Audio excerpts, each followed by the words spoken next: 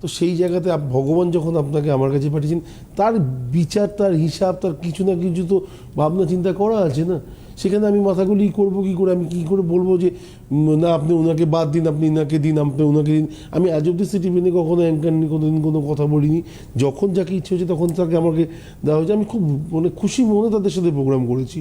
তো আমার মনে হয় এগুলো প্রভু পাঠায়, এগুলোকে আমার এখানে বক্তব্য রাখার কোনো জায়গাই থাকে না। তো লাইফটাকে যদি প্রতিটা মুহূর্তে আমি যেটা পাচ্ছি সেটাকে অ্যাকসেপ্ট করে নিতে পারি না, দেখবেন এমনি দুঃখগুলো কমে গেছে।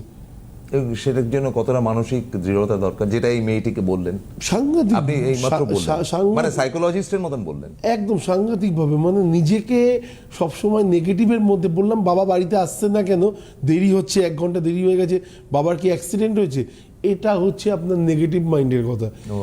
এটাকে আপনাকে সরিয়ে রাখতে হবে। আপনি এটা ভাবুন, বাবার তো খুব বকবক করা অভ্যাস, পাড়াতে যতগুলো লোকের সাথে দেখা হয়েছে তাদের সাথে গল্প করতে করতে আসছে, 1 ঘন্টা লেট হচ্ছে ওর জন্য। দুটো চিন্তা ভাবনার মধ্যে আকাশ পাতাল ডিফারেন্স আছে। কি সুন্দর ধরলেন আপনি। আপনি যখনই নেগেটিভ ভাবতে থাকবেন, নেগেটিভটাই আপনার সাথে হবে।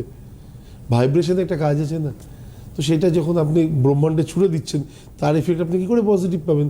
আপনি পজিটিভটা ব্রহ্মাণ্ডে ছুড়ে দিন, দেখুন পজিটিভ আসবে আপনার কাছে।